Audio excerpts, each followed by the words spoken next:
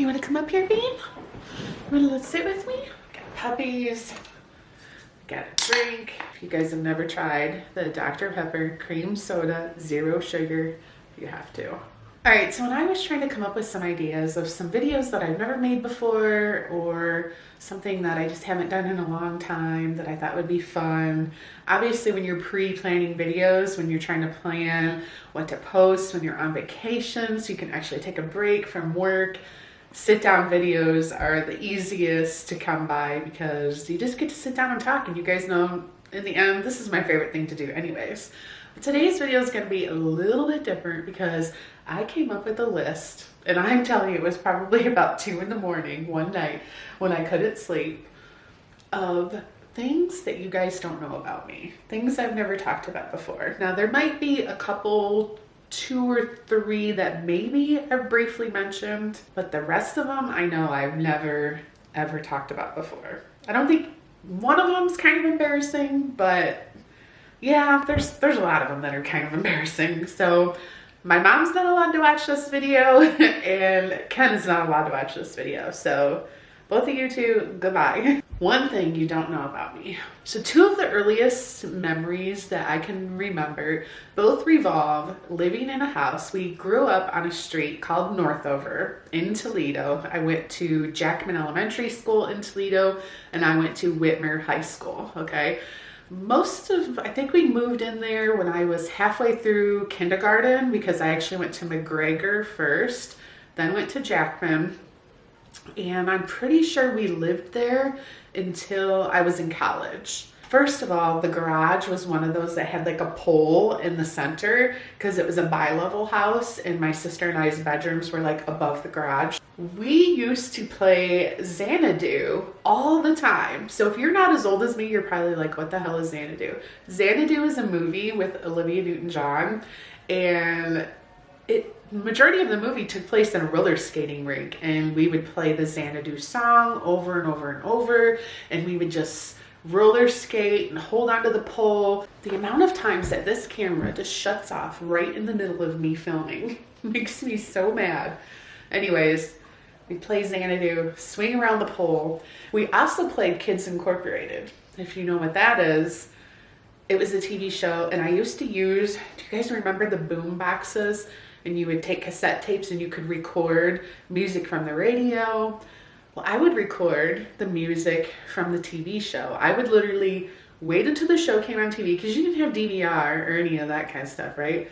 I would watch the show and then press play and record the music from Kids Incorporated so we could play it in the garage with all the neighborhood kids and we would sing the songs. And I always had to be Martika, the main character. And I just remember having so much fun as kids growing up. And it's sad when you think about nowadays, kids with the devices and the video games, and God, 8-year-olds have phones now. Well, we were playing Xanadu and Kids Incorporated. Another memory from the same garage is my parents had, we called it the Cubby Hole.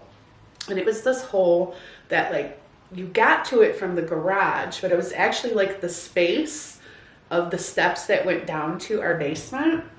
And you had to like bend over, you had to crawl into the cubby hole. The hole was probably like, if this is the ground, it was probably like this big. So it was probably hard for like my dad to get in and out of there. They kind of used it for storage, but we got permission from my parents to kind of like clean it out, and we would put blankets in there. And I think we would just take like flashlights in there. I don't know how we got light or whatever, but the things that I learned in the cubby hole, there was a lot of, I'm not making out because we were kids, but like we would touch each other outside of clothing, which sounds so stupid, but the neighborhood kids, the cubby hole, my next door neighbor, he was a guy, he's a little bit younger than me. Actually, he was Ken's age, went to school with Ken. I don't know, just like vivid memories of the things that went on in the cubby hole. We played doctor, we played house, you name it. That all happened in the cubby hole. Okay, now we move on to number 2.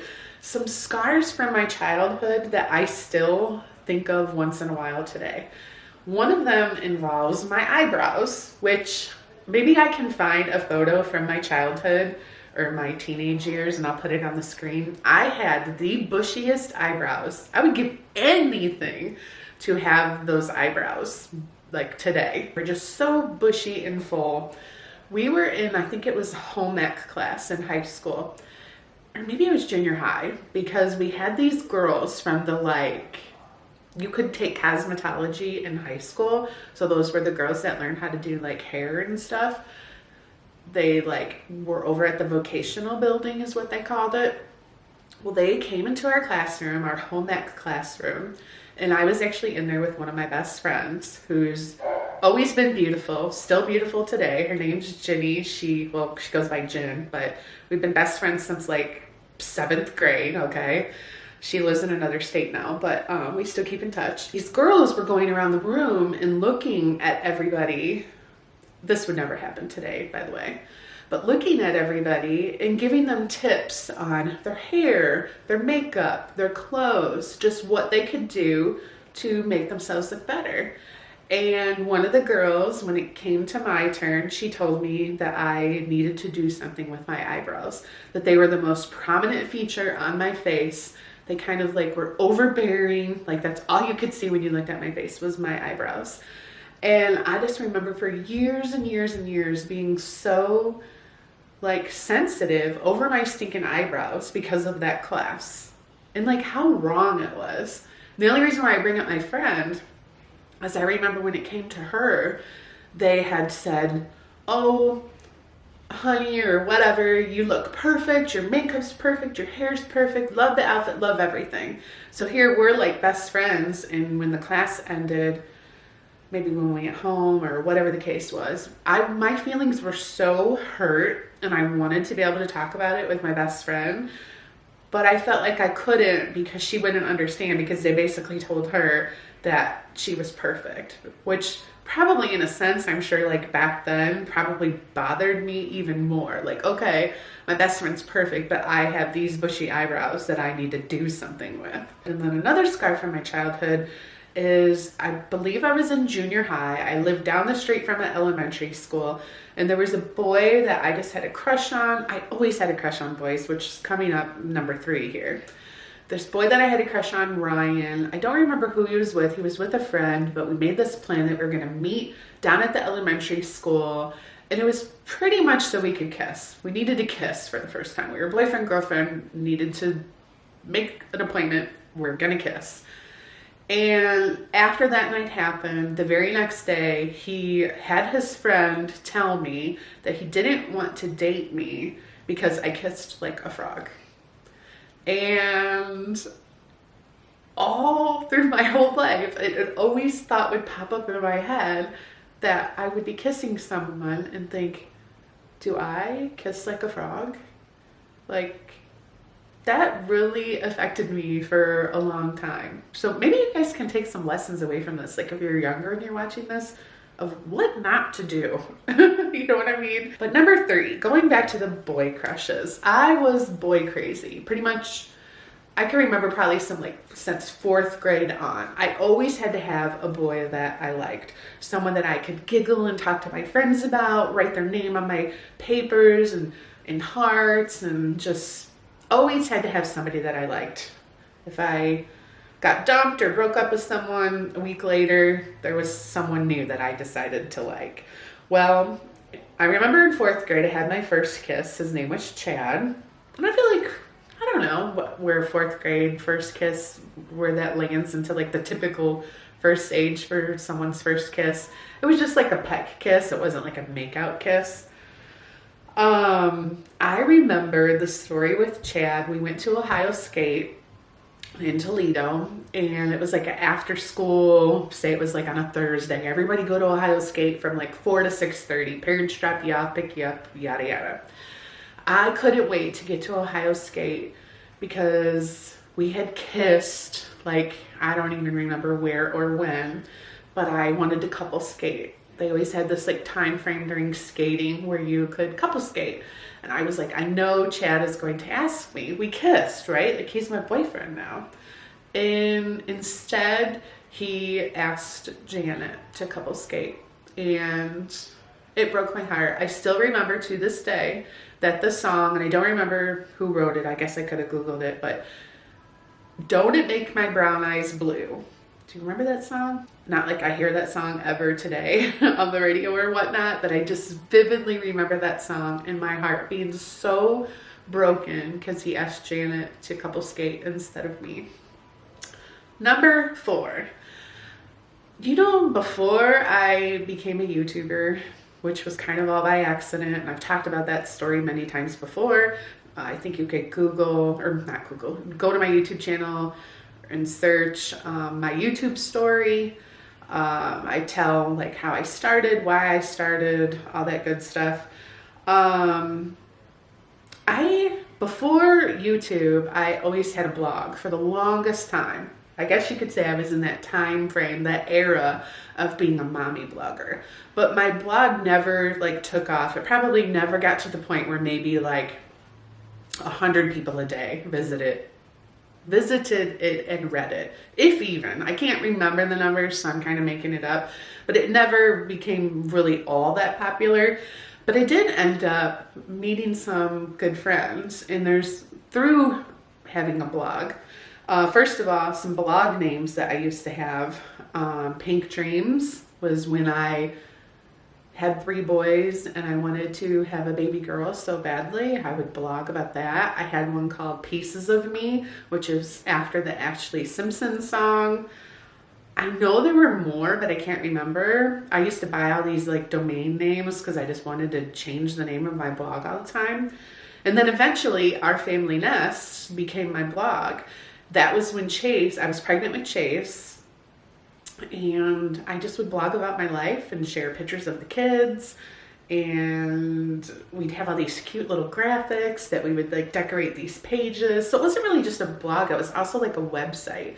Like it would be like, oh, here's Halloween, like a Halloween page with all Halloween graphics, and it would be like Halloween 2000, Halloween 2001. It was a blog, but it was also like a family website. That's where the name Our Family Nest came from. But also it came out of that whole situation. What I take away from it, I do have archived Our Family Nest blog posts. They're not public. But I met a gal, Michelle, who lives in California. We did meet in person one time because she had to come to Michigan for work. And so we met in person, and still to this day, all these years later, we still keep in touch. But we always go through these like spurts of emailing and keeping in touch, like regularly, to almost like sometimes years going by without even talking. But so that's my blog leading to one of my best friends ever stories. She's just that person that, number one, I can tell anything to, because you know anybody else in my life, so there's nothing that I need to filter or worry about, you know what I mean, like saying anything wrong. And number 2, just that person that no matter how much time goes by, you can just kind of pick up where you left off. This really ended up way longer than it was supposed to. I'm so sorry, but you know what, if you're still listening, I love you. Because 10 is the best and most embarrassing one. So, number 5. I have no idea how much things cost. And what's ironic about that is my mom knows how much everything costs. Like a loaf of bread, a carton of eggs, a gallon of gas, a gallon of milk. All those things, I have no idea. I don't know if milk's $2, $5. I kind of know gas is like $3 something a gallon, almost $4 right now.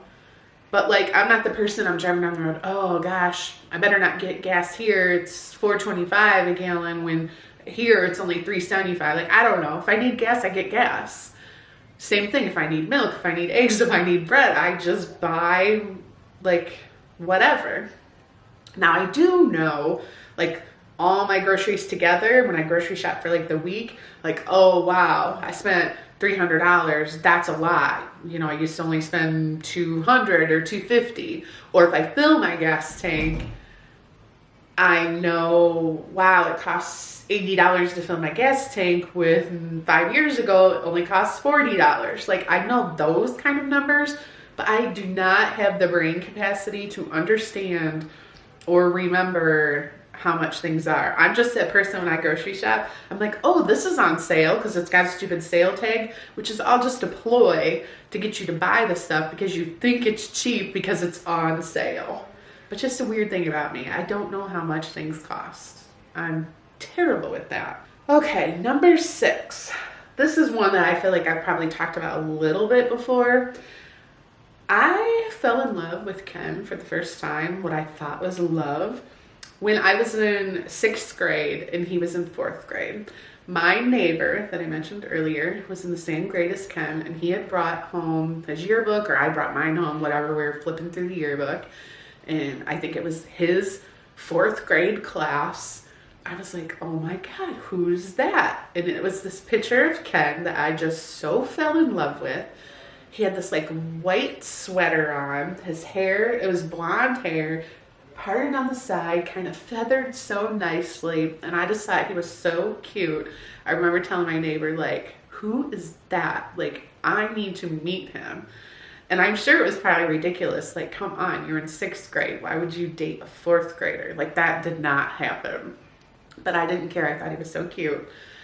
I didn't meet him then. I didn't end up meeting him until years later when I was in high school and I babysat these 2 boys every day after school. I would walk down to the elementary school, pick up Kyle and Shane, walk, I want to say freaking 2 miles. It was far. Kids, when your parents tell stories and talk about how you had to walk far through cold, rain, and snow and heat, it is the truth. Like, kids actually walked places when we were younger. And we did. I picked them up from the school, walked all this far to Kyle and Shane's house to babysit them every day till I think like 5:30, 6 o'clock when their mom got off work. Guess who lived across the street from where I babysat? Ken. So it's like, oh my God, that's the guy from the yearbook from 3-4 years ago. And I was just like, wow. So being a girl and babysitting 2 boys, we always were playing basketball. We'd throw around the football in the street.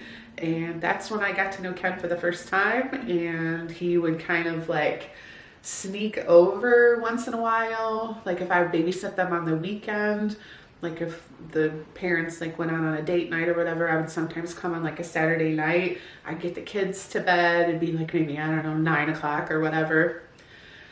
And he would come over and we would sit and watch movies. And the way we were able to pull that off is because when the parents came home, they would pull their car all the way down the driveway and pull it into the garage at like the back of the house. So then Ken could just run out the front door and go back across the street to where he lived. But anyways, it's just weird that like we knew each other from such a young age, and then life revolved. We were at, obviously he was 2 years younger. I got married, had Andrew. His life took him down a different path, and we ended up back together many, many, many years later. So number 7. Almost kind of goes with number 6 in a sense, because I instantly hate anybody that Ken's ever dated before. And I know hate's a strong word. I don't hate them, but I would never, like, we're not ever going to be friends. You know what I mean? Like, if I was in a situation where I was working at a job and it was somebody that like Ken dated before, whether it be his high school girlfriend or somebody he dated like in his 20s before we started dating, I was like, oh yeah, you're married to him. We dated back when I was 21. Are we going to be friends? No, because I hate you. I do not like you because you've kissed my husband. You've done probably other things with my husband. Like, we are not friends. Like, I have such a horrible jealous streak in me, like really, really bad, that like I just have this instant, anybody, I don't care if he dated that person probably in 4th grade. There's a girl, I know, he told me his first kiss was this girl named Bobby. I don't remember what grade. Anyways, Bobby, if you're out there, we're not friends. I don't like you. Like, that's just how I am. Is that normal? I don't know. Probably not. Number 8, 5th grade. This goes back to me always having to have a boyfriend. In 5th grade, I liked these 2 boys, Kevin and Mike. And it was Valentine's Day. And I don't know how this happened, but when I got to school that morning, I opened my desk. Do you guys remember the desk that like the lid flips up? They were such a pain because you had to take all your stuff off to be able to open your desk. I opened my desk and there's some chocolates, like a candy heart, a Valentine heart from one of the boys. I don't remember which one, but then next thing you know, like an hour or so goes by and one of the other guys, I just don't remember who did what, one of the other guys gives me this candy heart. So I was like, oh my God, my ego was probably so big. I was like, oh my God, they both like me. They both gave me these candy hearts. And I was probably bragging to my friends or who knows what crap. It ended up getting back to both of those boys, Mike and Kevin, that I got candy hearts from both of them. And they both later, I don't know, in my mind, they both dumped me, but they weren't really my boyfriends to begin with. But it ended up that then neither one of them liked me because they felt like I lied to them because I liked them both. And somehow, I don't know what happened. Somehow there was this love triangle and I ended up getting dumped and left alone in those situations. I just so clearly remember being so upset. Like the day started so good and then ended in such a horrible situation where I ended up with no Valentine because I blew it. Number 9. You know, when you look back, if you're older and you look back through time and you think of all the different people that you dated, people that you slept with, why did I say that like I was embarrassed? What's the big deal?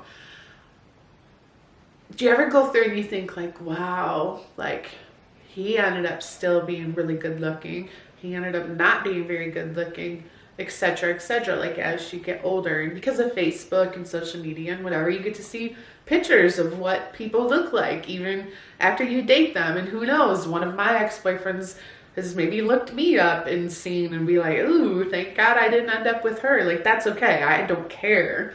I'm just saying like we judge each other in that way, right? The best looking guy that I dated, and I'm just saying like best looking in terms of when we were dating, I'm telling you, this guy had like the Tom Cruise thing going on. I remember when I introduced him to my mom, I remember my mom was even like, kind of like, not like she went like this, but she could have, because that's what her face was telling me, right? And I was like, yeah, he's so hot. Oh my God, Tom Cruise all the way, right? Well, 2 things. One, he smelled so bad all the time. Like, I don't know, did he not shower? Like, I don't know. I never understood it. We didn't date long enough for me really to get to the bottom of that. But I just remember like he wore the same pair of shorts all the time. Never smell, always had this like same not very pleasing smell. So I guess that was just how he smelled. And it wasn't really necessarily like BO. It was just more like just not a good smell. I don't know how else to describe it.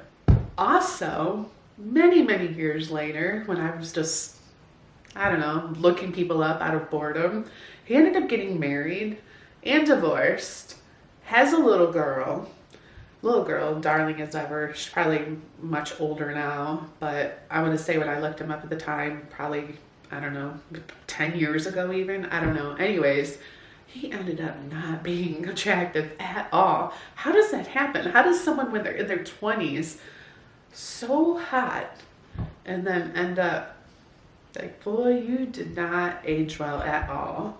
Like, wow. I'm glad I got lucky and married someone that has aged very well, in my opinion. And my opinion is the only opinion that matters.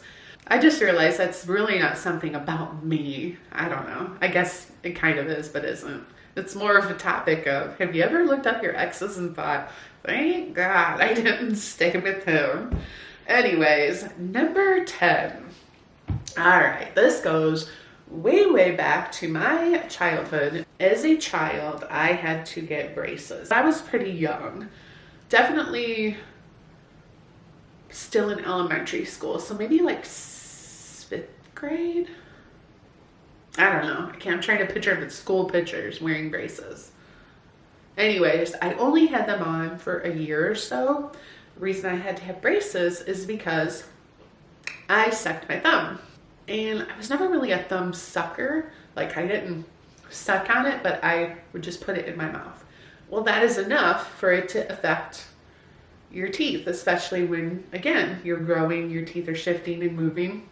Well, got those braces off and still continued to suck my thumb. But to this day, my bite is still, or not my bite, my, like, you know, your top teeth are supposed to kind of go like this, be perfectly rounded. Mine on this side sticks out a little bit. Like, actually, if I close my mouth and use my tongue, like you're gonna try to push your tongue through your teeth, I can feel on this side that there's more room for my tongue to stick out than on that side. This is a very weird conversation. End of the story is, at 50 years old, my deepest, darkest secret that I have never admitted to anyone is I still like to put my thumb in my mouth. I don't suck my thumb.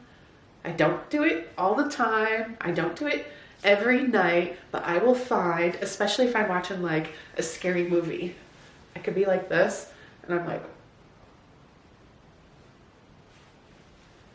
okay.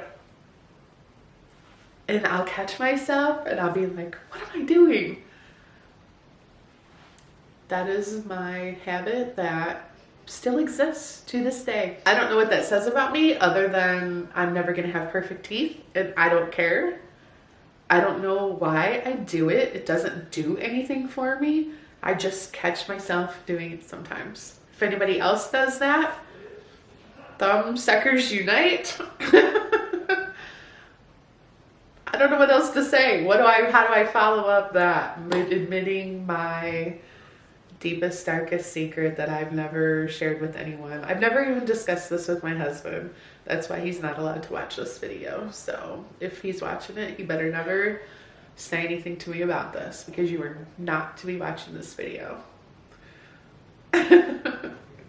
All right, guys, that wraps this up. I literally don't even know what to say, and I don't realize how embarrassed I am now, but you know what? I don't really care. I don't really care if anybody knows that I don't like my husband's ex-girlfriend. I have strange memories from the garage that I grew up in. I got my heart broken many times by boys growing up, and I still put my thumb in my mouth. That's me.